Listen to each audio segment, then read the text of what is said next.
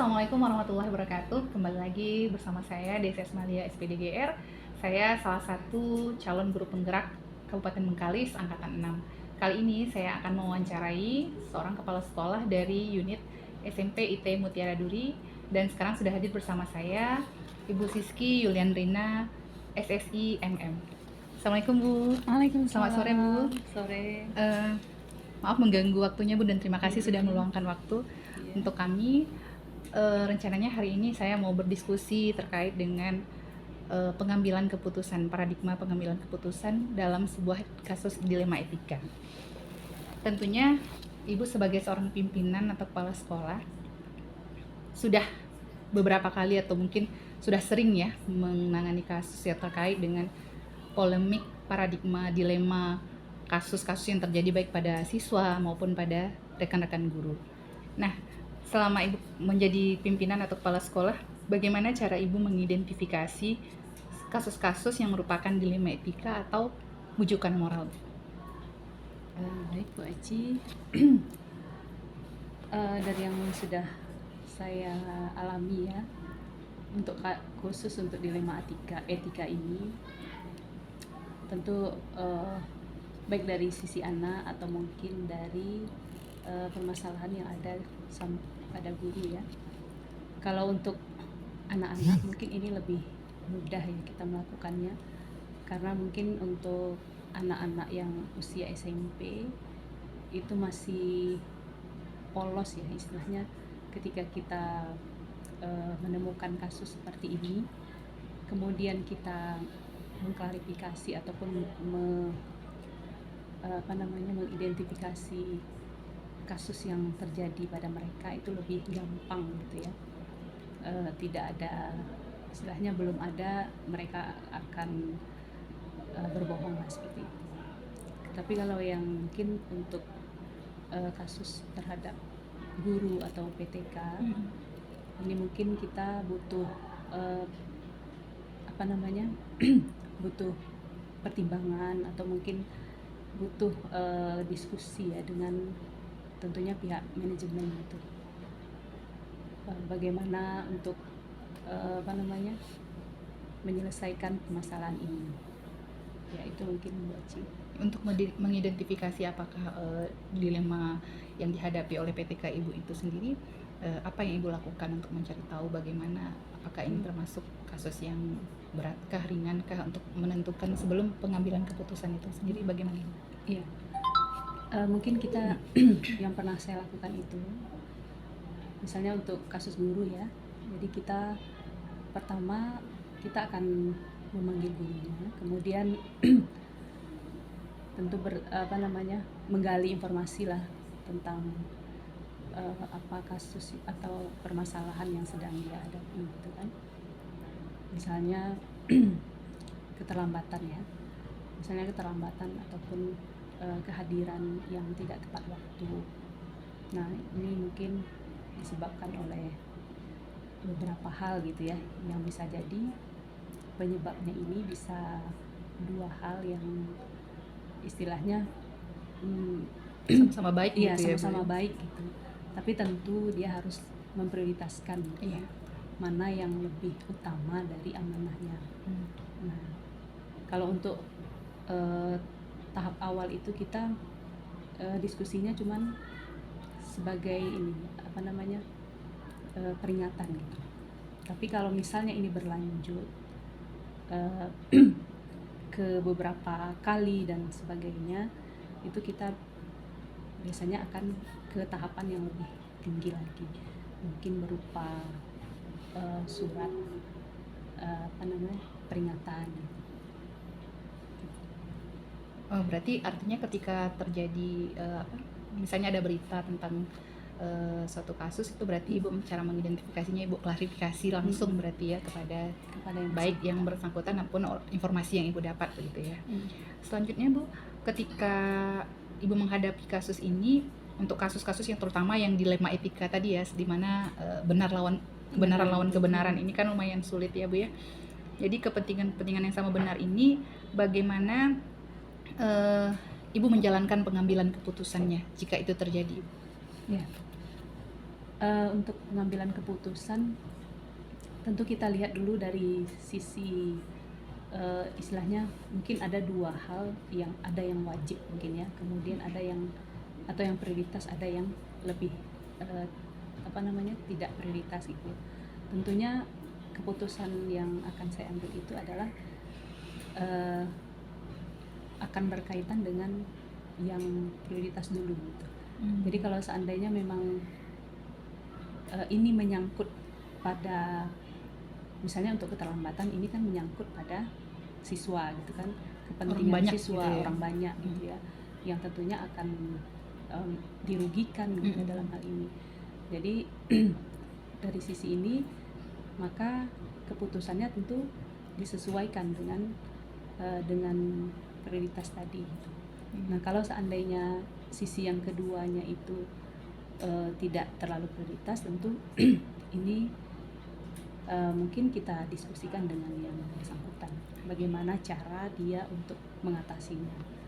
Bisa jadi misalnya permasalahan anak dan lain-lain gitu ya, itu kan bisa saja mungkin delegasi ke yang lain, atau mungkin mencari hal-hal ataupun penyelesaian yang memang dapat dilaksanakan, istilahnya tidak memberatkan kepada dia juga gitu. Ya artinya lebih kepada kebermanfaatan ya, dimana di sini kan kita lebih mengutamakan kepentingan untuk orang banyak ya Ibu, tapi tidak juga menutup kemungkinan kedua belah pihak juga diuntungkan seperti itu ya Bu ya. Dalam pengambilan keputusan tadi, prosedur atau langkah-langkah apa saja yang Ibu lakukan sampai pada tahap itu menjadi sebuah keputusan bagi Ibu? Ya, tadi kan di awal sudah disampaikan, tentu kita klarifikasi dulu dengan yang bersangkutan. Kemudian untuk tahap awal itu berupa peringatan, dan kalau seandainya sudah berlanjut ya lebih dari 2 atau 3 kali berturut-turut ya, tentu kita akan memberikan surat peringatan. Itu semua ya, keputusan itu semua itu tidak bisa langsung istilahnya bukan prioritas hak prerogatif kepala sekolah gitu. Tetap nanti kita akan membawa ke rapat manajemen ya, menyampaikan bagaimana permasalahannya ya, ataupun mungkin ketika penyelesaiannya kita melibatkan beberapa orang manajemen dalam hal ini. Artinya setelah diklarifikasi terus kita kaji lebih jauh bersama, duduk bersama, musyawarah dengan pihak manajemen, jika memang ini bisa diputuskan langsung bersama ya dilanjutkan, mungkin bisa jadi ke tingkat lebih atas ya mungkin ya Bu ya. Terus selama yang Ibu jalankan ini, adakah hal-hal yang efektif menurut Ibu sehingga pengambilan keputusan tadi itu baik seperti itu? Hal-hal efektif apa yang rasanya yang pernah Ibu rasakan, yang pernah Ibu alami sehingga itu menjadi sebuah keputusan yang baik untuk semua? Iya,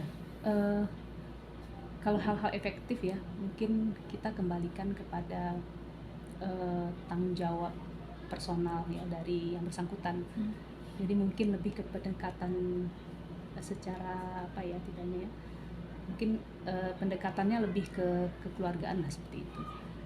Jadi kita memang mengharapkan ketika mengeluarkan keputusan atau memberikan keputusan itu bukan top down gitu. Jadi ada semacam komunikasi, diskusi gitu antara kedua belah pihak. Karena memang bagaimanapun kan kedua belah pihak ataupun mungkin yang bersangkutan punya hak juga gitu untuk membela diri atau mungkin memberikan klarifikasi gitu ya. Kadang-kadang kan apa yang kita lihat itu belum tentu seperti itu maksudnya gitu. Jadi memang yang efektif itu adalah pendekatannya secara kekeluargaan. Nah, kalau dalam pengambilan tadi bukan itu ada hal efektif, terus pastinya tentunya ada tantangan ya Bu ya, ketika Ibu akan menjatuhkan ini sebuah keputusan untuk pelaku kasus atau bagaimanapun, tentu ada tantangan. Nah, selama Ibu melaksanakan ini untuk pengambilan keputusan ini, hal-hal apa saja yang menurut Ibu tantangannya sangat luar biasa dalam melaksanakan keputusan dalam kasus dilema etika ini? Iya. Tantangannya biasanya ini dari individual ya, masing-masing gitu.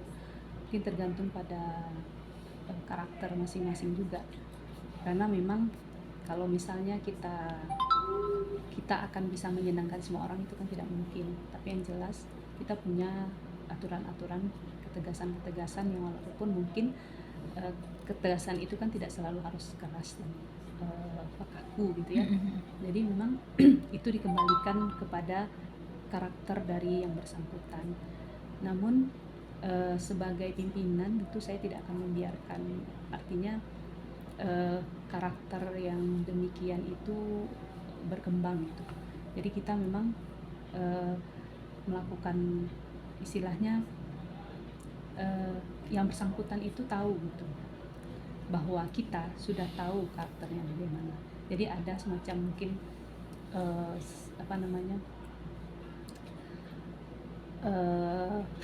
komunikasi yang istilahnya dapat dipahami oleh yang bersangkutan bahwa ini tidak bisa dilanjutkan seperti itu. Ada nggak Ibu punya tata kelola tersendiri atau struktur tersendiri dalam penyelesaian kasus ini? Mungkin misalnya seperti menyelesaikan langsung di tempat kah, atau apabila sudah menerima berita terus apakah ditunggu ada jeda waktu dulu atau bagaimana? Ada nggak struktur atau pengelolaan tersendiri terkait dengan penyelesaian kasus dilema etika ini? Iya, kalau untuk tata kelola sendiri memang sebaiknya kan memang tidak bisa langsung ya, istilahnya ketika menemukan langsung action di lapangan itu biasanya akan tercampur antara emosi dengan keputusan gitu. Jadi kita tetap menginginkan keputusan ini dihasilkan ataupun disampaikan kepada yang bersangkutan tetap dengan pikiran yang memang istilahnya tidak tercampur dengan emosi gitu. Jadi mungkin lebih kepada kita menyelesaikan dengan baik-baik tanpa kita harus memberikan dulu jeda gitu ya, tapi tentu jedanya tidak lama, artinya istilahnya kita memang akan menyelesaikan ini tapi tidak ketika waktu kejadian. Artinya memberikan space dulu untuk ya, masing-masing space, pihak ya, sehingga ada bukan dalam kondisi emosi ya. Okay. Terus tentunya dalam pengambilan keputusan Ibu tidak sendiri ya Bu ya, tentu ada bagian-bagian atau faktor-faktor serta orang-orang yang membersamai Ibu. Nah, kira-kira faktor-faktor apa saja yang selama ini mempermudah Ibu dalam mengambil keputusan tersebut? Gitu. Iya, kalau faktor-faktor yang membantu ya pengambilan keputusan tentunya adalah aturan-aturannya, aturan yang memang diberlakukan di instansi ataupun di sekolah yang saya pimpin gitu ya. Jadi kita punya aturan-aturan sendiri untuk apakah untuk pegawai, untuk guru, ataupun untuk siswa sekalipun. Jadi ketika kita sudah punya aturan rambu-rambu, tentu untuk memutuskan itu tidak terlalu sulit. Artinya untuk menyelesaikan dilema-dilema ataupun kasus-kasus yang apalagi yang berhubungan dengan dilema etika itu tidak akan sesulit ketika kita tidak punya arahan lah seperti itu. Baik Bu, terakhir Bu, dari semua yang telah pernah Ibu lakukan untuk pengambilan keputusan ini, hal apa yang menurut Ibu bisa menjadikan sebuah pengalaman yang menarik untuk diri sendiri gitu? Ya, kalau menurut saya ya, untuk saya itu semua hal ya yang saya alami, yang saya lakukan itu menjadi pengalaman yang memang berarti ya. Apalagi dengan mungkin jabatan kepala sekolah yang masih muda gitu ya, masih butuh banyak sekali pengalaman-pengalaman yang masih kurang seperti itu ya. Tentunya saya harus lebih banyak belajar, dan kondisi ini, permasalahan ini, apapun itu namanya yang saya hadapi itu menjadi bekal ataupun menjadi pembelajaran. Iya, pembelajaran tersendiri gitu untuk bagaimana cara-cara saya dalam mengelola gitu. Artinya semua yang terjadi ini mulai dari awal penjabatan sebagai kepala sekolah menjadi sebuah pengalaman berharga semuanya ya Bu ya, termasuk dalam penyelesaian kasus. Oke Bu, terima kasih atas waktu yang sudah Ibu berikan. Semoga sukses ya Bu Aci. Terima kasih Ibu. Assalamualaikum warahmatullahi wabarakatuh. Oke, assalamualaikum warahmatullahi wabarakatuh. Halo Bu, sahabat semuanya. Hari ini berjumpa lagi dengan saya di CS Malia SPDGS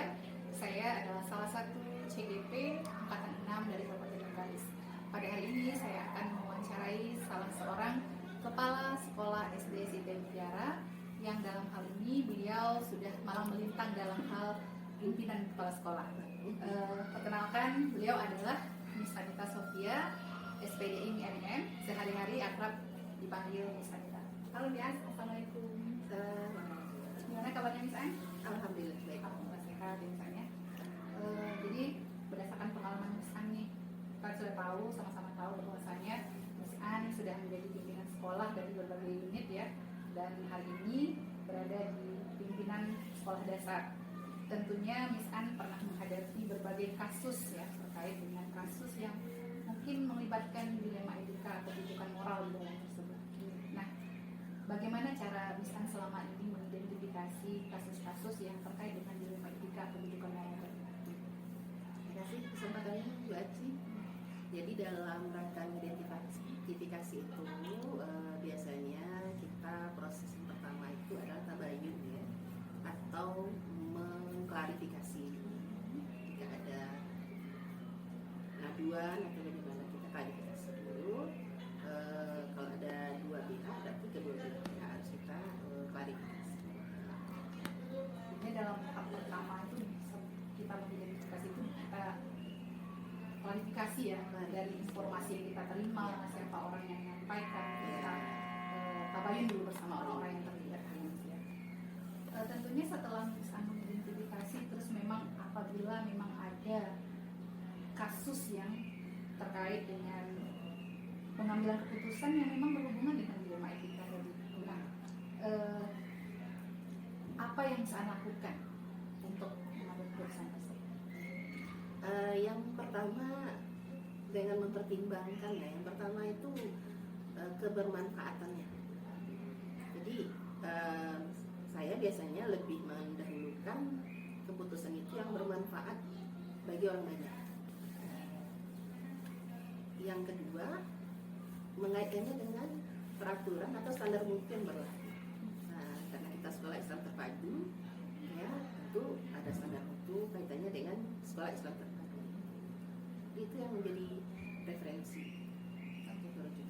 Berarti rujukan misalnya ketika mengambil keputusan tersebut itu ada pertimbangan. Yang pertama, keputusan ini akan banyak manfaat lebihnya untuk orang lain, gitu, tidak orang banyak gitu. Dan yang kedua, misalkan mempertimbangkan standar yang sudah ada dari sekolah tersebut. Dan kita karena sekolah Islam, jadi ada standar rujukannya kepada JCT ya.